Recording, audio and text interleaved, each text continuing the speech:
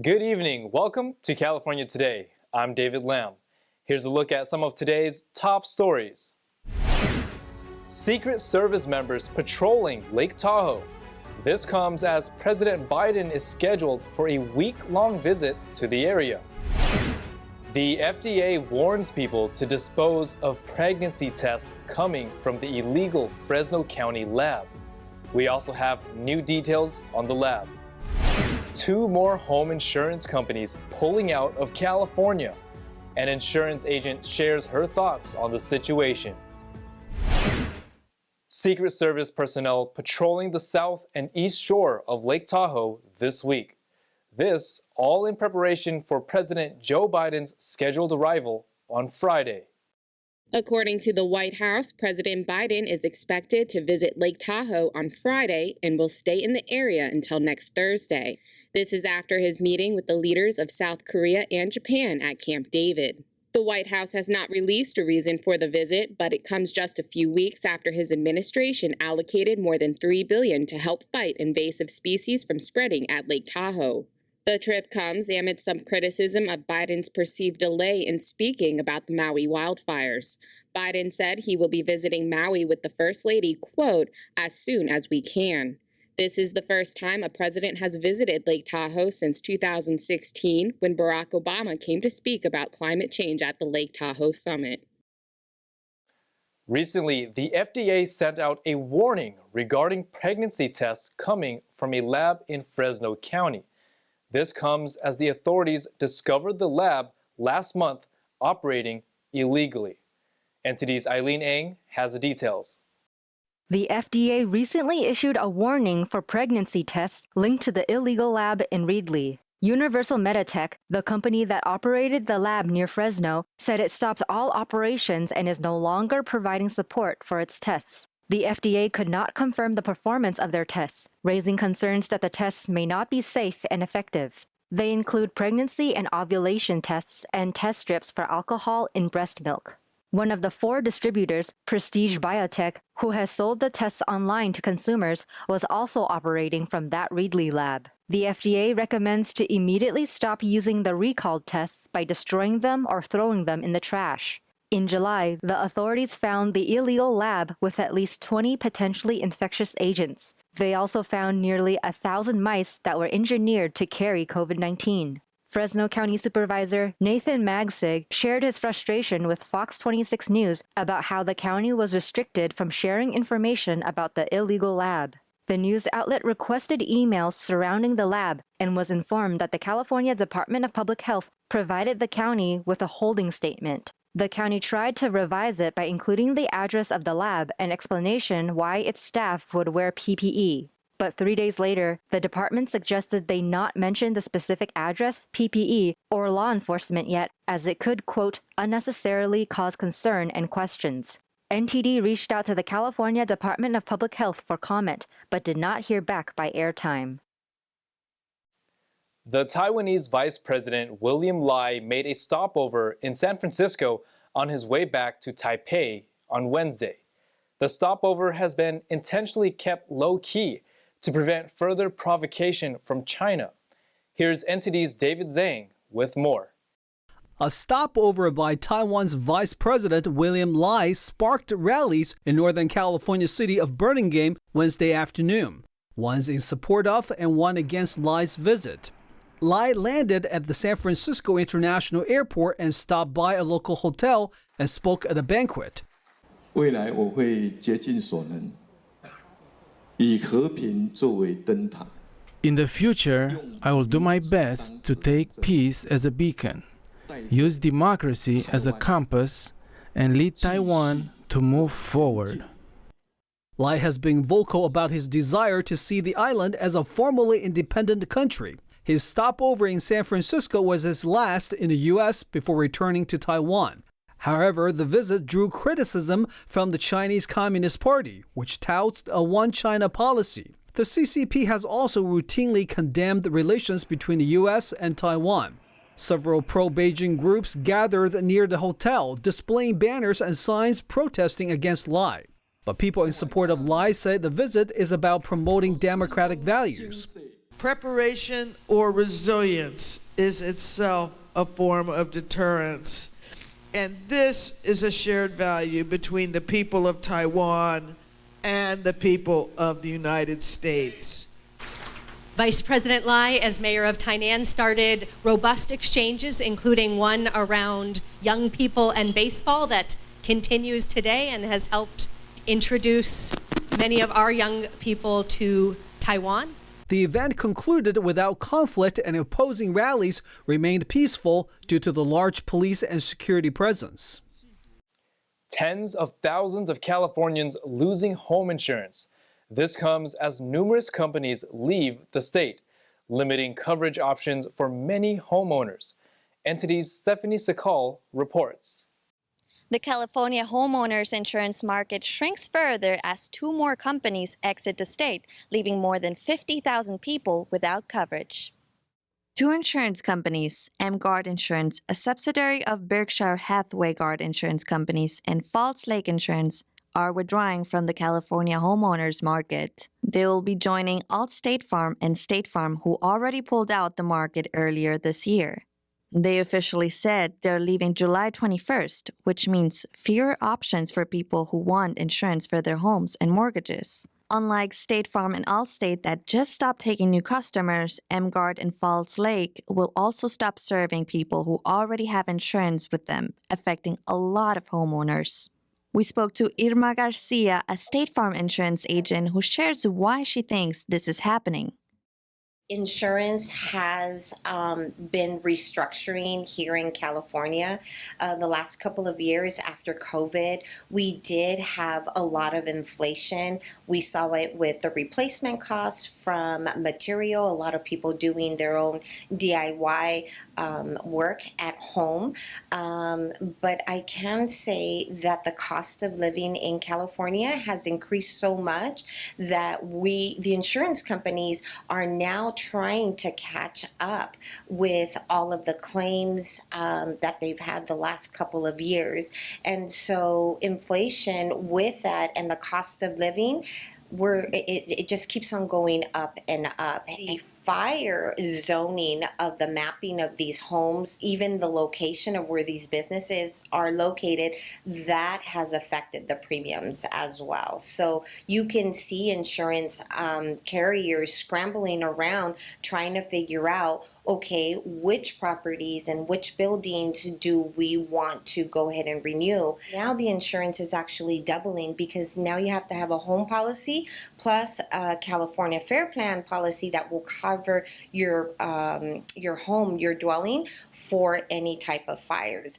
High wildfire risks, climate change, inflation, construction costs, and state policies have driven insurers to exit or limit business in California. Many of them cited financial losses, especially in 2020, 2021, and 2022. This trend of insurers exiting the market has led to difficulties for homeowners in finding coverage, forcing many to resort to the California Fair Plan, a last resort fire insurance provider. According to a spokesperson from the California Department of Insurance, there are still approximately 115 companies providing home insurance in California.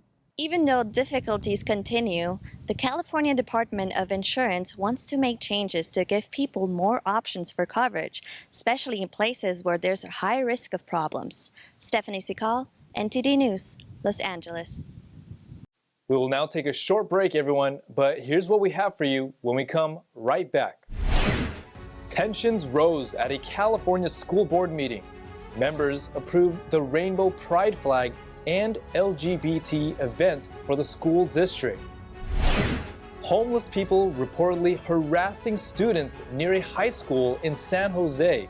To address this, local officials propose a ban on encampments near schools and daycares. College freshmen and continuing students returning to campus.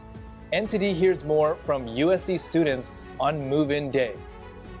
Those stories and more coming up on California Today.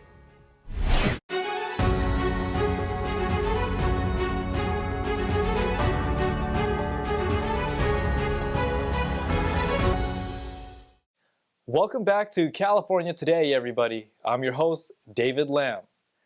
Controversy over Pride celebration at schools.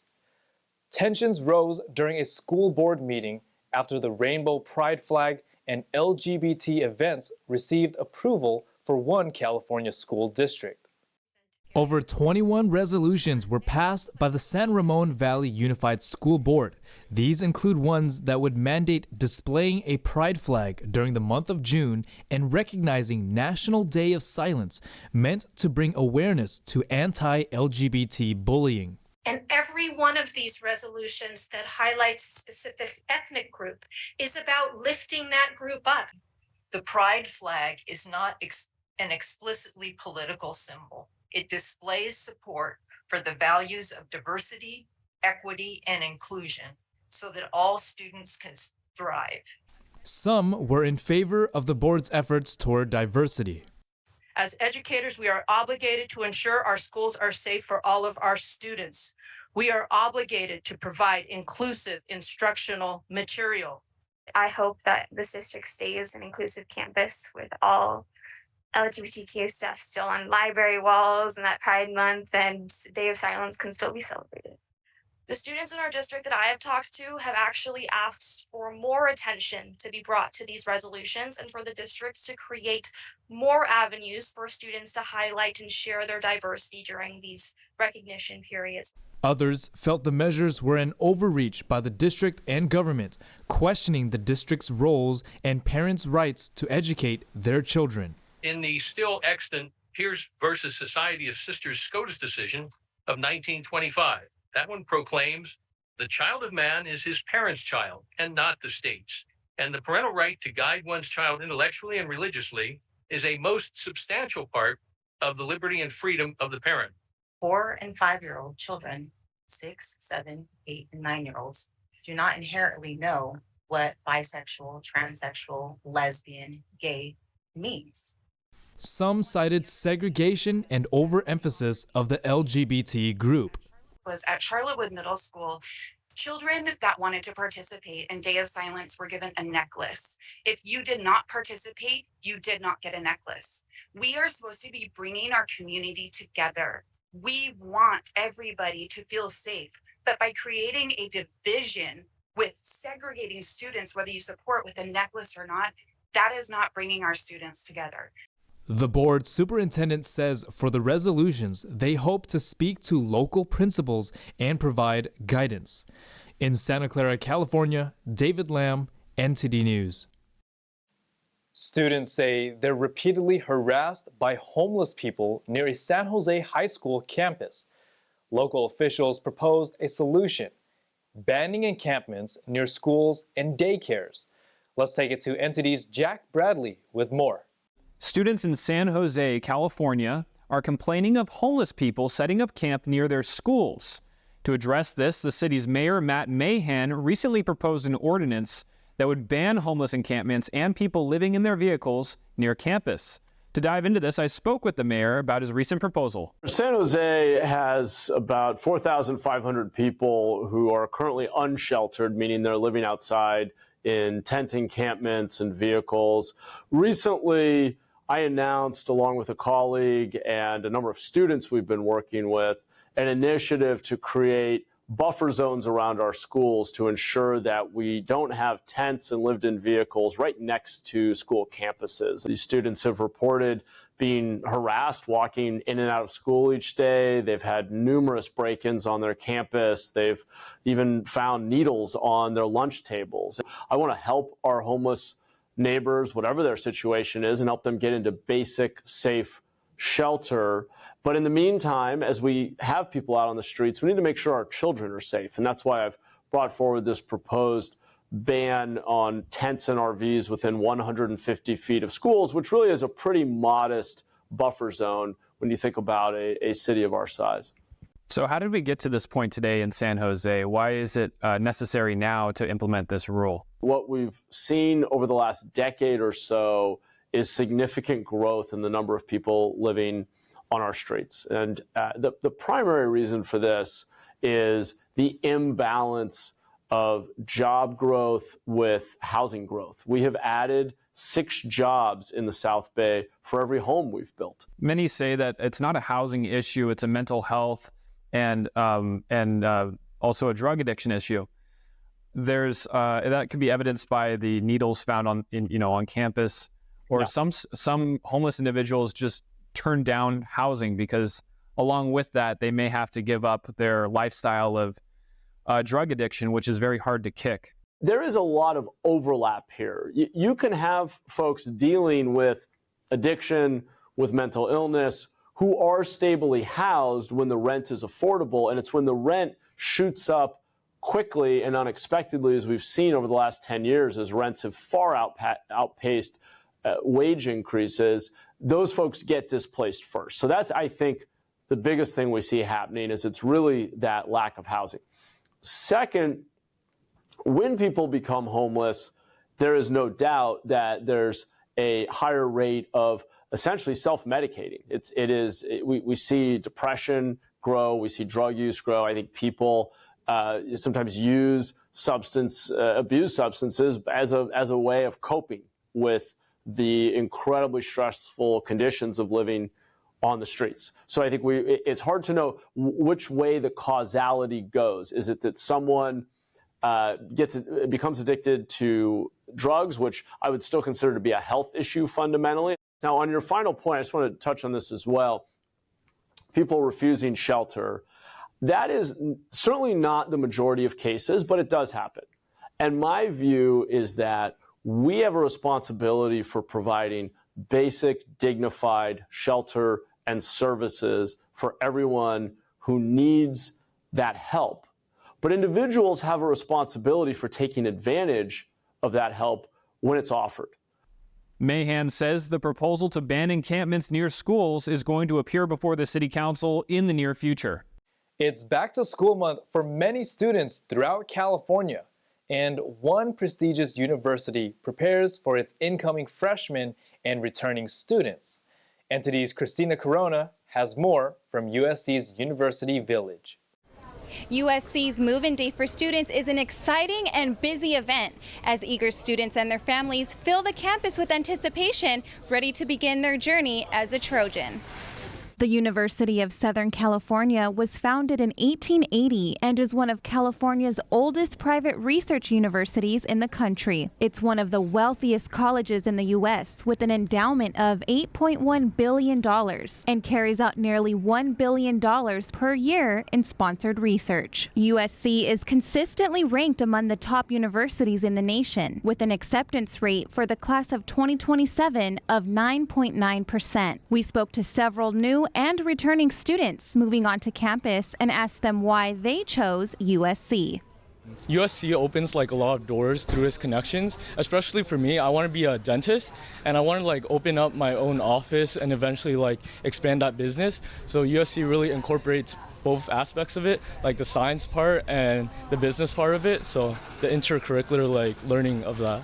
And I really wanted to come here because there's so many opportunities in California, and USC is one of the best private schools for engineering. I chose USC because I really like their interdisciplinary studies, and I like that they didn't make me choose one of my passions. They let me study everything. And I chose to come here because of all of the major options and all of the extracurricular options. And the network, the Trojan network, it's absolutely amazing. It's nowhere like anywhere else in the country. For the 2022-2023 school year, there are about 21,000 undergraduates, 28,500 graduates and professionals, with a total of 49,500 students. USC is also known for its strong community network. It's one of the greatest, they kind of call it the Trojan Mafia. There is kind of a sisterhood or a brotherhood between any alumni, and I don't think it's comparable to a lot of other schools, so that's really amazing about it. The average cost of attendance for an undergraduate is around $79,000 to $90,000 for 2 semesters. It's known for its programs in fields like cinema, business, engineering, communication, and more. USC produces more Olympic medalists than any other universities in the world, with 153 golds, 96 silvers, and 77 bronze. With the school boasting with such a rich history, we asked students what they're looking forward to the most this year. I think just making the connections and like making new friends, because like USC is all about those connections. I think the thing I'm most excited about this year, I'm taking lots of international relations classes, but I'm also taking a television class. I'm really excited for that. And I'm really excited to move into my new apartment. As moving day unfolds at USC, the campus comes alive with a sense of community and possibility, where students are welcomed with several resources and activities, setting the stage for fulfilling and memorable university experience. Christina Corona, NTD News, Los Angeles. Now let's check in with NTD's Carlos Reyes for a sports roundup.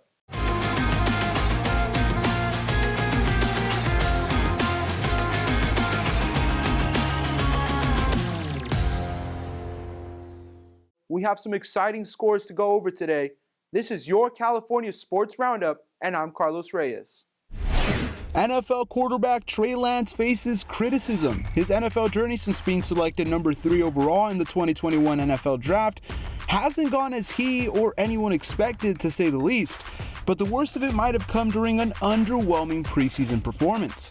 The 23-year-old quarterback completed 10 of 15 passes for 112 yards and 1 nearly intercepted touchdown this past Sunday against the Raiders. But those stats didn't portray the full picture. He was sacked 4 times and admitted he has to release the ball faster. Lance received national criticism after his 49ers preseason opener loss to Las Vegas, but no critique has received as much attention than from former NFL executive Michael Lombardi. As you go down this road with Lance, it just becomes harder and harder and harder, Lombardi said on the GM Shuffle podcast. And you could show all the clips of him moving and all that stuff, and at the end of the day, when his mama lifted him from the crib, he just didn't have that quarterback instinct. Ouch. Lance's former teammate Raheem Mostert had enough of the disrespect towards the young quarterback. The ex-49ers running back came to Lance's defense in the comments of an Instagram post where Lombardi was quoted as being very critical of the former first-round pick. Hey man, y'all need to stop disrespecting him like this. This is crossing the line, Mostert wrote on the Sports Illustrated post. Lance and Sam Darnold are competing for the quarterback 2 spot behind starter Brock Purdy, and regardless of what 49ers coach Kyle Shanahan decides to do with the rotation, Mostert believes the disrespect has reached its limit. But it'll be on Lance to prove the critics otherwise. That is it for today's sports. Thank you for watching. I'm Carlos Reyes. Thanks, Carlos. All right, everyone, that's all we've got for you tonight. We'd like for you to join us again on California Today every weekday at 8 p.m. Make sure to check out our broadcast at ntd.com/California-Today. You'll find all of our top latest clips there, ready to share with friends and family. Send us a message on Facebook, Twitter, Instagram, Ganjing World, or through our email, california.today@ntd.com. And if you'd like to share a news tip or let us know how we're doing, we'd love to hear from you. I'm David Lamb. Have a wonderful evening.